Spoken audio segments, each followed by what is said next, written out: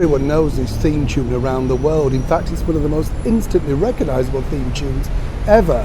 But sadly, the man who composed it has passed. Who are we talking about? Hi, good morning, Neil Sean here in the very heart of London. Nice to have your company as ever. I wanted to share this story with you because I've been lucky enough to meet people who have been lucky enough to work with this particular composer. Now we're talking Monty Norman. Now Monty Norman may not be a household name to you, but you will know his work, seemingly because, of course, we're talking James Bond, the 007 theme.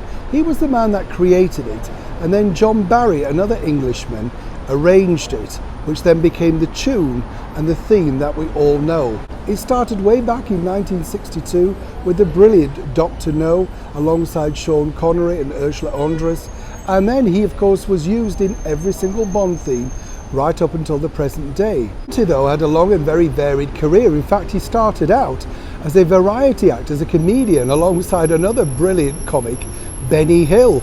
That's right. And then he went on to write songs for the English rocker Tommy Steele, who I got to know very well, and he spoke very highly of Monty Norman.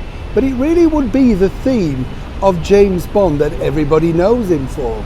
Now it's interesting, isn't it, because when you make something like that, you do so many other things, but that's the only thing that people really want to talk about. But Monty himself, as I say, had many strings to his bow. Interestingly though, the Bond producers were unsure whether this would actually work, you know. Remember, this is 1962, Bond isn't the big international franchise that everybody thought, or indeed realised it was going to be, and they were taking a chance on a very young, unknown actor called Sean Connery.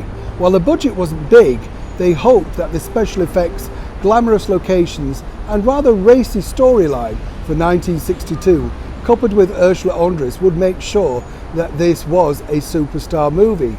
But it was the opening title, you know, the one with the gunshot, the blood, and him turning around to face the camera, the silhouette of James Bond against that twanging guitar, that truly made the film iconic, and lots of people mimicking that sound as they played James Bond in schoolyards up and down the country and around the world.